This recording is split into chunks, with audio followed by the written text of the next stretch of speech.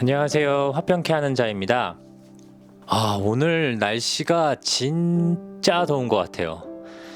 이게 그냥 습해가지고 더운 날씨가 아니고 정말 햇빛이 너무너무 뜨거운 하루였던 것 같아요. 특히나 이제 제가 지금 나가는 현장에 그 토목 현장, 제가 전에도 말씀드렸지만 제가 요즘 계속 토목 현장을 나가고 있는데 구름 한 점 하나 없고 이 햇빛을 가릴 수 있는 것도 하나 없는 그 태양볕 아래에서 오늘도 열심히 일을 하고 왔습니다.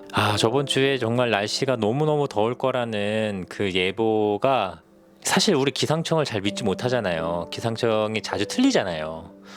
근데 왜 더운 날씨는 이렇게 잘 맞추는지 정말 오늘 하루도 너무너무 덥고 옷이 정말 땀으로 홀딱 젖는, 물을 얼마나 또 먹었는지도 모르겠어요. 아무튼 오늘 하루 너무너무 더웠는데 저뿐만 아니라 이 영상을 보시는 여러분들도 이 더운 날씨에 여러분들께서 하고 계시는 일로 너무너무 고생하시는 것 같은데 오늘 하루도 정말 고생하셨습니다.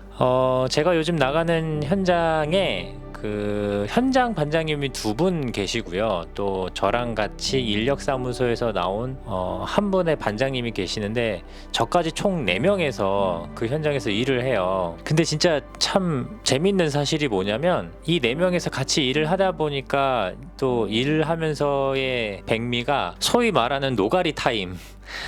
그래서 뭐 자기소개를 하는 건 아니지만 뭐 하다 왔냐, 뭐 가족 관계는 어떻게 되냐, 하고 있는 일은 뭐냐, 뭐 이렇게 쭉 이야기하는, 일을 하다 보니까 자연스럽게 그런 이야기가 나오죠. 그런 이야기들을 이제 쭉 하다 보니까 이제 제가 목사라는 것을 또 숨길 수가 없겠더라고요. 그래서 이제 뭐 커밍아웃을 했죠. 제가 이제 개신교 목사고 주일에 이렇게 영상 편집하는 사역을 한다, 뭐 이렇게 쭉 얘기를 하니까 그 나머지 3명이 한 명씩 자기가 옛날에 교회를 다녔었다, 그 중에 뭐 2명은 내가 신학을 하려고 했었다, 이런 이야기들을 막 하시더라고요. 그래서 이제 또 본의 아니게 종교 이야기로 막 이렇게 빠지게 되는 거예요. 그런 이야기들을 이제 쭉 듣는데 참 마음 아픈 사실이 있었어요. 뭐냐면 예전에는 그렇게 열심을 가지고 교회를 나오셨지만 지금 현재는 교회를 나가지 않는다, 이런 얘기를 하시더라고요. 나가지 않는 이유가 뭐 여러 가지 있겠지만 뭐 다 좋지 않은 이유니까 나가지 않겠죠. 그래서 제가 뭐 집요하게 그 이유를 묻지는 않았는데 본인 스스로가 그 교회 나가지 않는 이유를 쭉 설명을 하시더라고요. 3명의 이유를 쭉 들으면서 모양은 제각기 달랐는데 본질은 같은 거였어요. 뭐였냐면 2가지 이유인데,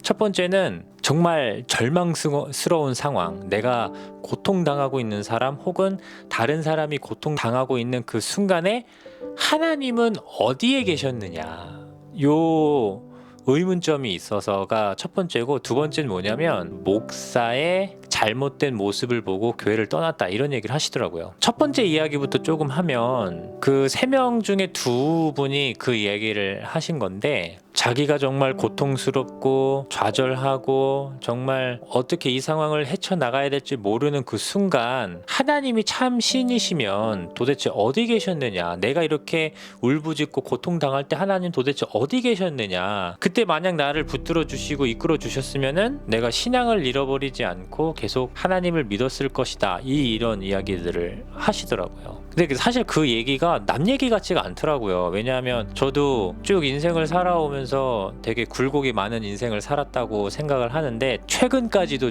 굉장히 좀 힘든 일이 있었고, 근데 그 순간순간마다 머리로는 알고 있어요. 하나님께서 나를 지켜주시고 보호해주시고 사랑하시는 분이시고 선한 분이시기 때문에 그 선한 방향으로 나를 인도해 주시는 것이다. 그리고 이 고난은 나를 성장하는 하나의 디딤돌 같은 역할을 하는 것이다. 이거는 머리로는 알겠는데 실존적으로 내가 그렇게 정말 고통을 느끼고 있는 그 순간에 하나님이 느껴지지 않는 거예요, 저 스스로도. 그래서 그분들이 이야기하는 거가 굉장히 공감이 되더라고요. 하나님은 도대체 어디 계셨는가, 어디 계셨을까. 2번째는 그 나머지 한 분이 이야기해 주셨는데, 그분도 되게 이제 그분 집안이 오래전부터 기독교 집안이어서 교회를 열심히 나갔고 교회 활동도 굉장히 열심히 하셨다고 하더라고요. 그래서 뭐 임원도 하고 뭐 교회 어떤 행사가 있으면 빠지지 않고 이렇게 다녔는데, 자기가 청년 시절 때 담임 목사가 그 교회 부교육자였는지 집사님이었는지 정확히 기억은 안 나는데, 여자분이랑 모텔에서 나오는 거를 직접 발견한 거예요.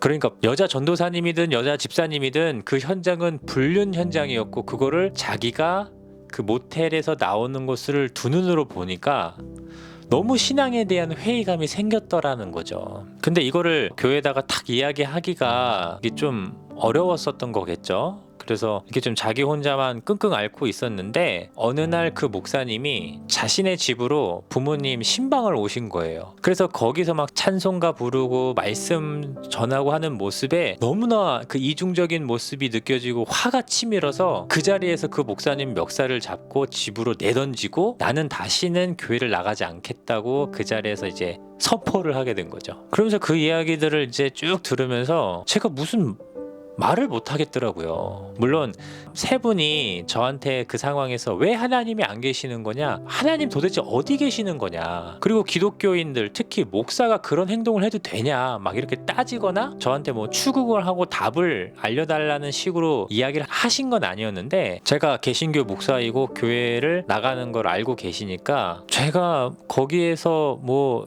이런 상황은 이래서 이런 거고 신학적인 뭐 신종론부터 시작해서 뭐 이런 얘기들을 전혀 할 수가 없었던 거예요. 그리고 그 불륜을 저지른 목사님도 그거는 한 부분이다, 일개 목사의 일탈이다, 이렇게 얘기할 수도 없는 거예요. 왜냐하면 지금 시대의 목사님들도 뉴스의 지면에 너무 많이 나오잖아요. 성폭력이나 아니면 그루밍이나 아니면은 성 문제가 아니더라도 뭐 교회에 돈을 뭐 배임하거나 횡령하거나, 아무튼 그 상황 가운데서 제가 뭐라고 이렇게 이야기를 할 수가 없는 자리가 된 거죠.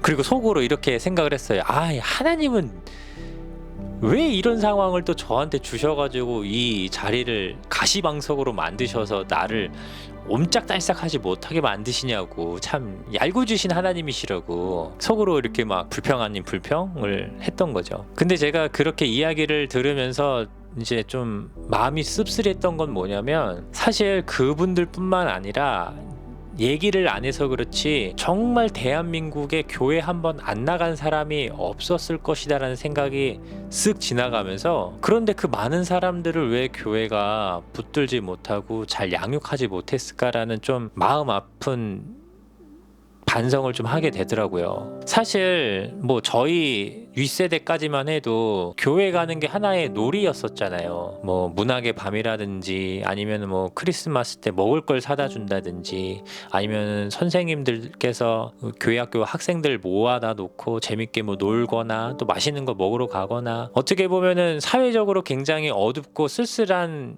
분위기 가운데에서 교회를 가면 뭔가 희망이 느껴지고 또 하나의 대안적인 문화를 형성했던 게 교회였는데, 그래서 많은 사람들이 그 교회에 발을 디뎠고, 정말 대한민국 사람 중에서 교회를 한 번 안 나간 사람들이 없었을 만큼 정말 많은 사람들이 다녀간 교회였음에도 불구하고, 제가 지금 같이 일하고 계신 분들의 이야기만 들어봐도 굉장히 그 교회에서 이탈을 하고 신앙을 버리게 되고, 또 그분 중에 한 분은 이런 표현을 했어요. 자기는 신앙을 잃어버렸다고. 그러면서 참 답답하고 이 상황을 어떻게 해야 될까. 뭐 사실 제가 뭐 무슨 수가 있겠습니까? 제가 뭐 교회를 하나 담임을 하는 것도 아니고, 제가 학식이 높아서 또는 제가 영향력 있는 사람이라서 뭔가 한국 교회를 막 변화시키고 이끌어가고 뭐 그럴 수 있는 사람이 아니잖아요. 그냥 정말 평범한 목사 중에 목사고, 어떻게 보면은 언더에 있는 목사라고도 볼 수도 있겠는데, 근데 왜 제가 그런 참 미안하고 이유 모르는 그런 책임감을 느끼는지는 잘 모르겠어요. 뭔가 뭐라도 좀 더 그분들한테 해드려야 될 것 같고, 그분들이 가지고 있는 그 응어리를 풀어드리고 싶고, 또 그분들이 가지고 있는 그 오해들이 사실은 그런 게 아니다라고 좀 마음을 녹여드리고 싶은데, 뭐 제가 그렇게 할 수는 없었던 거죠. 아마 근데 저만 이런 경험을 하는 게 아니라 이 영상을 보시는 여러분들 주위에도 제가 저랑 같이 일하시는 분들이랑 되게 동일한 경험을 하신 분들이 많을 거예요. 교회를 지금 안 나가지만 예전에는 열심히 나갔었고, 안 나가게 된 이유가 교회에 대한 부정적인 어떤 사건들이나 일 때문에 교회를 멀리 하게 된. 근데 갑자기 그 생각이 떠오르는데, 제가 전에 다녔었던 목사님께서는 이런 거를 되게 중요하게 생각했어요. 뭐냐면, 우리가 일반적으로 교회를 다닐 때 사람을 보지 말고 하나님을 보고 교회를 다녀라, 안 그러면 신앙이 흔들리고 시험에 빠진다, 이런 얘기들 있잖아요. 근데 그 목사님은 아니다, 이 사람들이 사람인 나의 행동을 보고 하나님을 볼 수 있도록 내가 잘 살아야 된다. 그래서 저 사람 때문에 내가 교회를 다닌다, 내가 저 사람 때문에 교회를 다닌다라고 이야기하는 게 오히려 더 성경적으로 올바른 것 같다, 맞는 것 같다, 이런 얘기를 하셨었어요. 그 옛날 같았으면은 그 얘기가 맞을까, 이런 좀 삐딱한 시선으로 들을 수도 있었는데, 제가 신앙생활과 사역의 경험이 쌓이다 보면서 어쩌면 굉장히 그게 본질적인 거일 수도 있겠다. 왜냐하면 하나님께서는 우리의 모습을 통해서 드러나시길 원하시고, 우리의 모습을 통해서 예수님 안 믿는 사람들이 하나님을 만날 수 있는 것은 결국 예수님의 제자들, 예수님의 증인들의 삶이잖아요. 그럼 결국 우리들이 어떻게 행동하고 말을 하느냐에 따라서 예수님 안 믿는 사람들이 하나님에 대해서 바라보게 되고 하나님에 대해서 호감을 갖게 되는 건데, 참 한국 교회가 교회로 모이는 건 굉장히 에너지가 있고 잘하면서도 정작 개개인의 삶의 도덕성이나 제자된 삶의 모습에서는 참 많은 반성거리가 지금까지도 좀 필요하고, 앞으로도 이게 굉장히 숙제겠구나라는 것들이 좀 생각이 나는 것 같아요. 아무튼 뭐 제가 지금 내일도 가야 되고 아마 내일 모레도 가야 되는 그 현장인데, 제가 목사로서 그분들한테 어떻게 참 잘 해드려야 될지, 목사 이전에 제가 그리스도인으로서 그분들에게 어떤 삶의 모습을 보여드려야 할지 참 많은 생각을 하게 되는 하루입니다. 오늘 영상은 여기까지고요. 뭐 내일이나 내일 모레 또 그분들과 일하면서 제가 그리스도인으로서, 목사로서 또 뭐 하나님께서 어떻게 역사하시는지 좀 에피소드가 있으면은 또 나눠보는 시간 갖도록 하겠습니다. 그럼 오늘 하루 마무리 잘 하시고요. 샬롬.